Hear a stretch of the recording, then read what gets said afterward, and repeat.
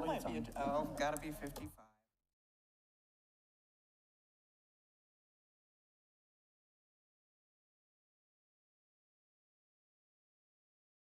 All right. My Chinese is waiting.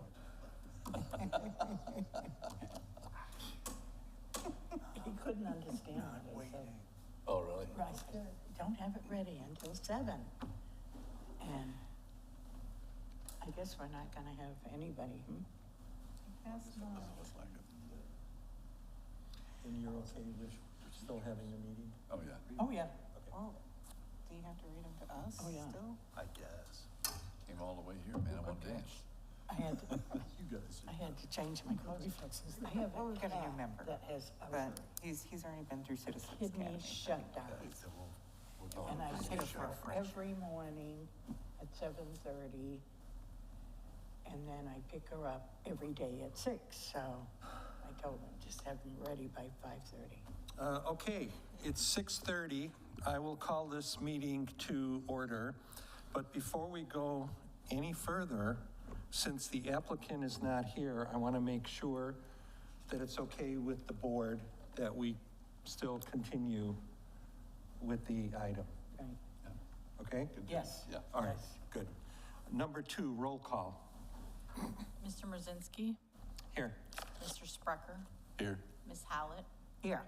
Mr. Cadena, Here. Okay, public comments, I don't hear any. Number 4, the minutes from June 2nd, have you all had a chance to look them over? Yep. And if you agree with them, I'd like a motion, please, to accept. I make a motion to accept it. And I'll second. Oh, no. Okay, any discussion? Otherwise, let's call a vote. Mr. Cadena, Yes. Ms. Hallett, Here. I mean, yes. Mr. Sprecher, Yes. Mr. Mrzinski. Yes. Thank you. Okay, number 5, quasi judicial announcement and swearing in of speakers. This is a quasi-judicial proceeding where the Heritage Preservation Board acts in a quasi-judicial rather than a legislative capacity. At a quasi-judicial hearing, it is not the board's function to make law, but rather to apply law that has already been established. In a quasi-judicial hearing, the board is required by law to make findings of fact based upon the evidence presented at the hearing and apply those findings of fact to previously established criteria contained in the Code of Ordinances. In order to make a legal decision regarding the application before it, the board may only consider evidence at this hearing that the law considers competent, substantial, and relevant to the issues. If the competent, substantial, and relevant evidence at the hearing demonstrates that the applicant has met the criteria established in the Code of Ordinances, then the board is required by law to find in favor of the applicant. By the same token, if the competent, substantial, and relevant evidence at the hearing demonstrates that the applicant has failed to meet the criteria established in the Code of Ordinances, then the board is required by law to find against the applicant. And we just want to make sure, was there any ex parte communication any board members had, and no conflicts on hearing this matter? No. No. Thank you. Okay, thank you. Number 6, application number 25.50, certificate of appropriateness to replace asbestos roof with shingle roof on a contributing structure at 26 West Orange Street. We'll just swear in.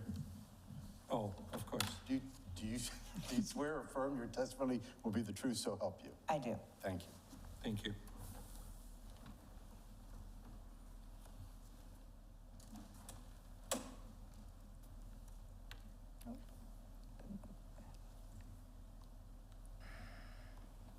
I can never find it. I'm so sorry, guys.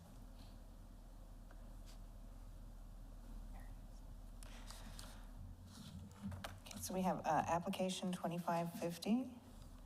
This slide shows the location and context of the subject property in the residential office district immediately to the west of our special area plan in our downtown area.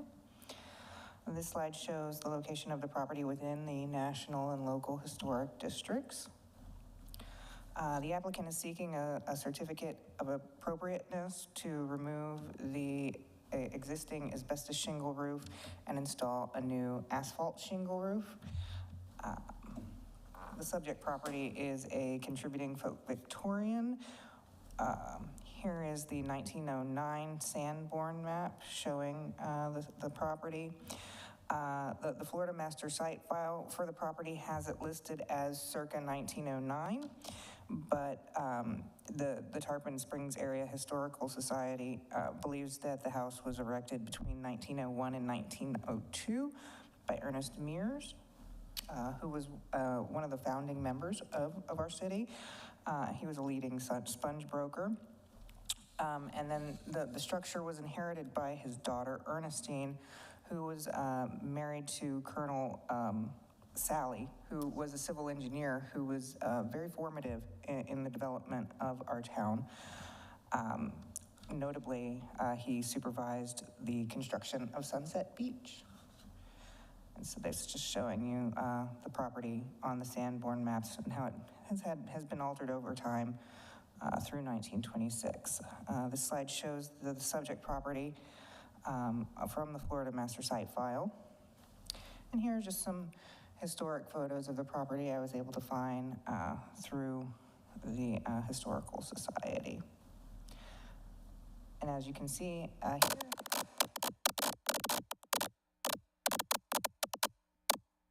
let that pass.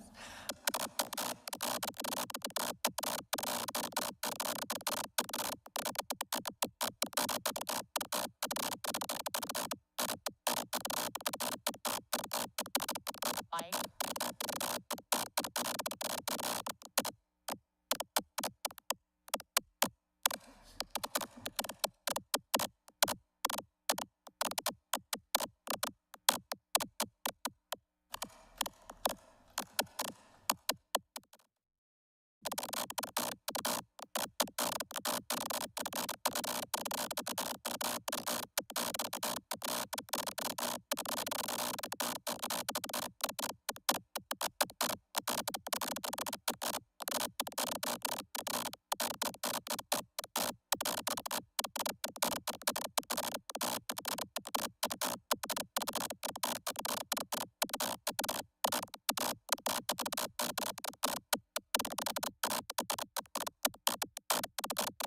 You.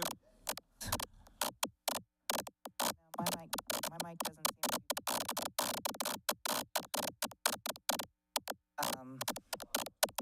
Okay. So this slide is, I think it might be my mic.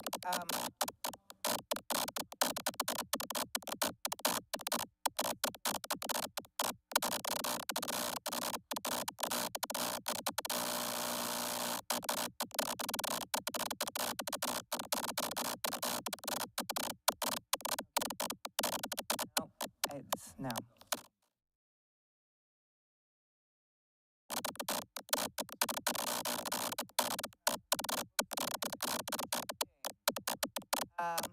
So this is just another one. Just note that the house, well, whenever this photo was taken,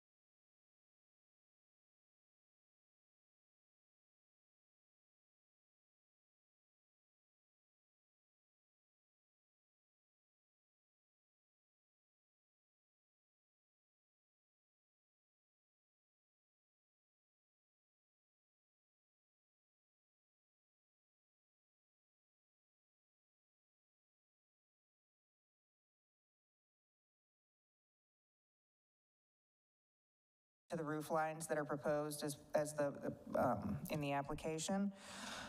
The change of materials from asbestos shingles to asphalt shingles would have a minor impact on the street view, and it is an important vista within our city, you know, going down Orange Street to the bayou. So the HPB should satisfy themselves that the change to the street view is not significantly adverse. Criteria number 4 is specifically about the shape and texture of the roof. So the existing asbestos roof is smooth.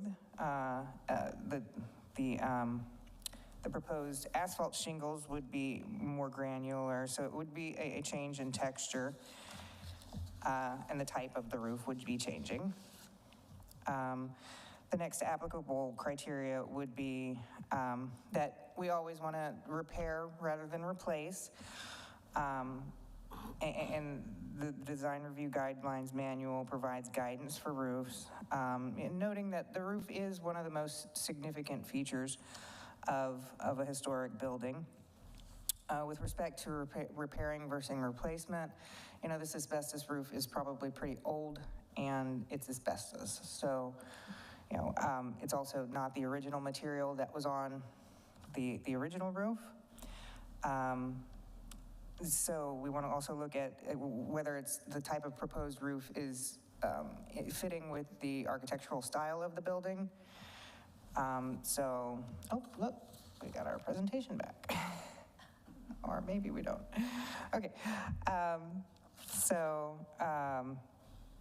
Lost my place again. The contributing structure appears to originally have had a wooden shingle roof, and an asbestos roof would be in keeping with the folk Victorian style. A lot of folk Victorians within the city of Tarpon Springs now have asphalt shingle roofs. Shingles are consistent with the style. It talks about the size and dimension of the material, so that would change. The asbestos tiles would be a little different than the proposed asphalt shingles. So they would differ in thickness. Probably not in the finish, because the current asbestos tiles are matte, and the asphalt shingles would be matte as well. But then we'd also have that texture change. So we also look at color. Now, while the HPB can't regulate color, I would suggest to the applicant that the use of brown would better mimic the original architecture of the structure if the HPB approves this application. And then finally, the adherence with the Secretary's guidelines. Generally, the proposed project meets the standards and generally complies with the Land Development Code and the Comprehensive Plan. And this is just the guidelines, you know, from the review manual. So staff is recommending approval of application 2550. I would suggest that we include the conditions that the historic roof line must be maintained, no changes to the roof line, chimneys must not be altered, and that the certificate of appropriateness would expire in 3 years if the building permit has not been issued. And with that, I can take any questions. Okay, thank you. Do we have any questions for Carolyn? Nothing? Okay. And obviously there's no applicant, so I'm bringing it right back to the board here for discussion, questions. I think I know, but, and I'm not complaining, but why did this come in front of us if it's a roof? Is it because of the material change or what? Yes, in the Land Development Code, it is required for the HPB to review any change of material for roofs. Okay, all right. And if we do approve this, you'll talk to the applicant about the color, like you mentioned, you're gonna suggest a certain color? Yes, I will. Okay, all right. And But it will just be a suggestion, not a condition. I understand that, I understand that. Okay, any questions? No, it's straightforward. Yeah. Then let's get a motion here, somebody. Okay. Okay. I'll make a motion to accept the proposal as stated, you know, where the roof line is not changed and the chimneys are not to be altered. I second it. Okay, we have a second over here. Our new member. That's good. Okay, we have a motion, first and second. Any more discussion? If not, let's call roll call. And that's a motion to approve application 2550 with the recommendations by the staff. Right. Yes. Mr. Cadena, Yes. Ms. Hallett, Yes. Mr. Sprecher, Yes. Mr. Mrazinski. Yes. Okay, number 7, board and staff comments. This doesn't have to be about this applicant. It could be any questions about anything. Anybody have any questions or concerns about how we're moving and we're good with everything? Good. We're happy? I'm good. I want to know that we're happy, okay. Okay, then I will adjourn at 6:45. Thank you so much for coming. Cheese and crackers, that's the fastest. Is it? If it wasn't for the technical. I know, we would have made it in 10 minutes. If it wasn't for that Yeah, we've left AV that. guy up there, we would have been out in 9. That's all right. Thank you all. Thank you. Thank you for coming. So your first one was pretty simple. Yes, thank God. It's not always this simple. It's not always this way It out is there. not always this simple. What do you mean? This is exactly how all the meetings. Try to keep it this way.